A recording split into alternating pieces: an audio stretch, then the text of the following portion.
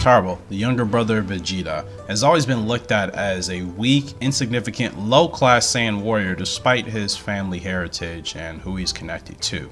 Well, in this story, we're actually going to take you through how things would be in Dragon Ball if Tarble was actually alongside his brother Vegeta from the very beginning of the Saiyan saga to, I guess, present day. No idea how long it's going to take us to get there, but we will try our best. As always, guys, make sure you smash that like button, subscribe to the channel if you are new.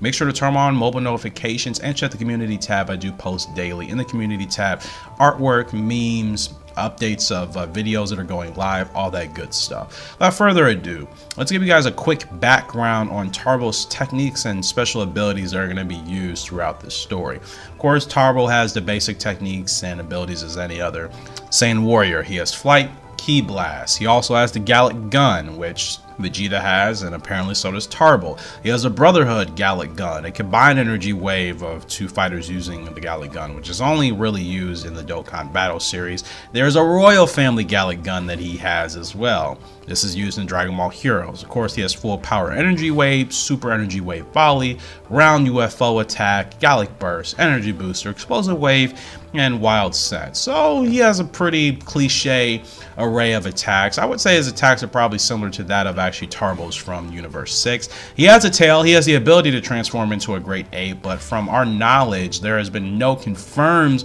report of Tarble actually transforming into a Great Ape himself. So with all that being said and done, let's tap into the first arc and the first story of where Tarble is actually going to be fighting alongside his brother Vegeta, and this is back during the Saiyan saga. Now, from what we obviously know of the actual Saiyan saga that occurred, Raditz comes to Earth to essentially try to figure out what the heck happened to his brother Kakarot, and to eventually wipe out Earth, that whole shabazz. Now, keep in mind, Vegeta, obviously, and Nappa were not on Earth yet, which means Tarble himself is not going to even be introduced until Vegeta and Nappa actually come to Earth.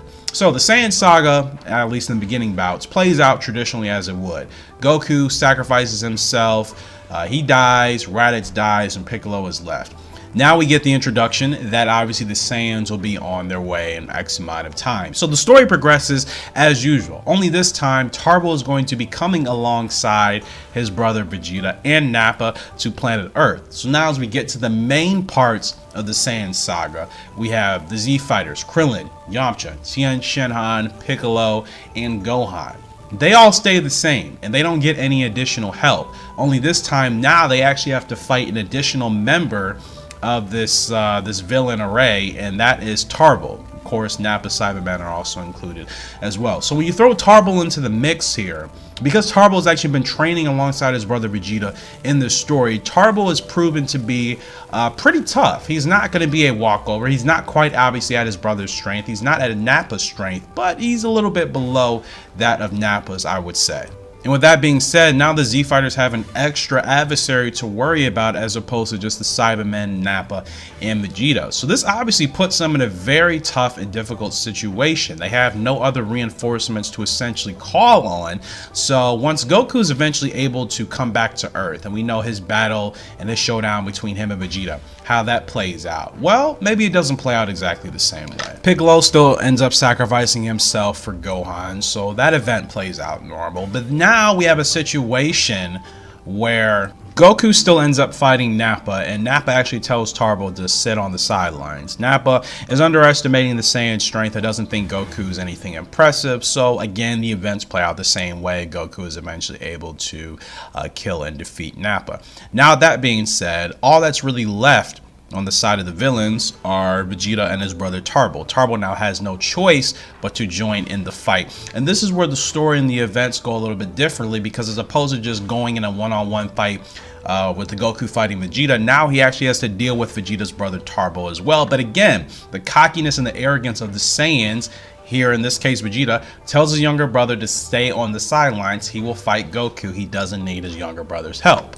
Now the fight between Goku and Vegeta plays out as it has in the actual story that we know of. Back and forth, both fighters giving it their all. Eventually, Tarble is growing a little bit restless on the sidelines. He sees that Vegeta's in a little bit of trouble, and he decides to join in on the fray, now turning this one-on-one fight into a 1v2 situation. Now, obviously, Goku is struggling against this. He doesn't think it's fair, but he's not going to complain about it. Vegeta, on the other hand, is extremely annoyed that his brother Tarble has joined in on the fight because of his pride. Again, Vegeta doesn't want to make it seem like he needs help from his younger, weaker brother in order to fight this low-class Saiyan warrior. Vegeta's yelling, cursing his younger brother, telling him to stay aside, you're weak, I don't need your help. And actually Vegeta attacks his brother temporarily, and then Tarble decides to stay down. He's frustrated, he's upset. He's like, brother, why won't you let me help you? I need to help you, just let me help you. And Vegeta's pride will not allow his younger brother to step back into the fight. So at this point, Tarble gets the message. He can see that anytime he tries to interfere and help his brother, it just frustrates his brother, and if anything, it causes more harm than good. Tarble has very low self-esteem despite the fact that he's been with his brother his whole time.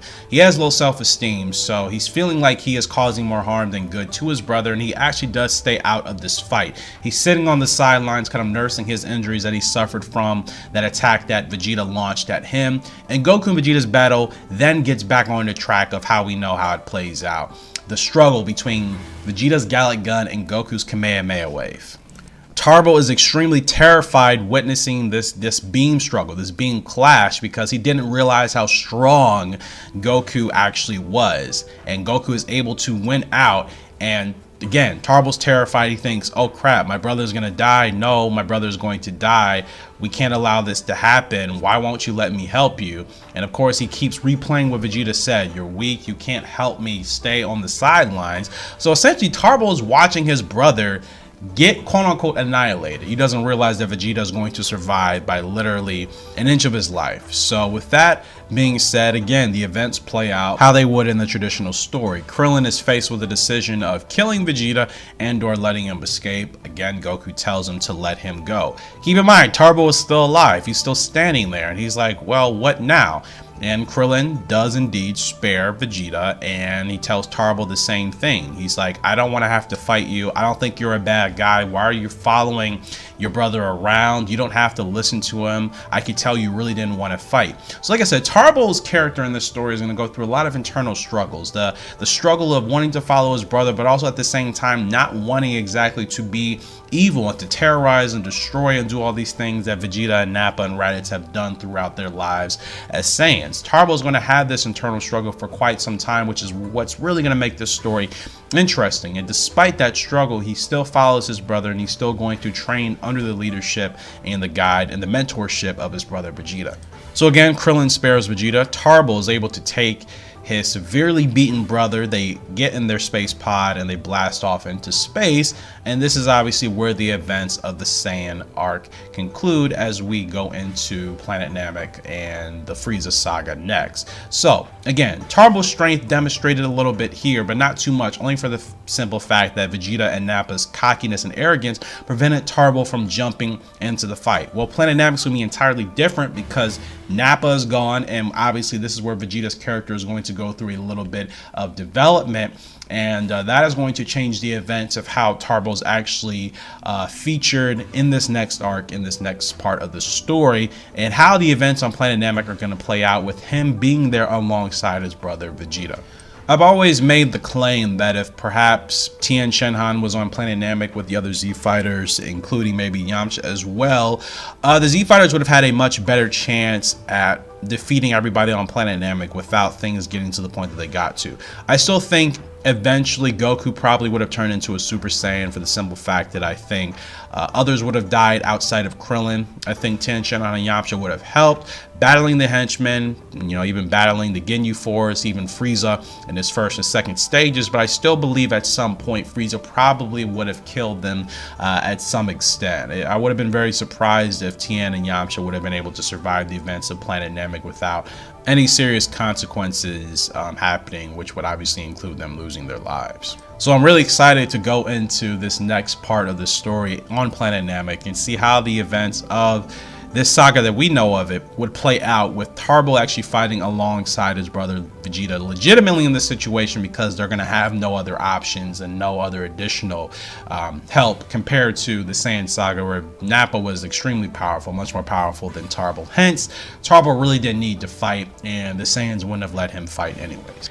That does conclude this part of the story, and Tarble's, what I would call maybe redemption here, to giving this character much more than he's ever been given. Hopefully you guys have been enjoying this story.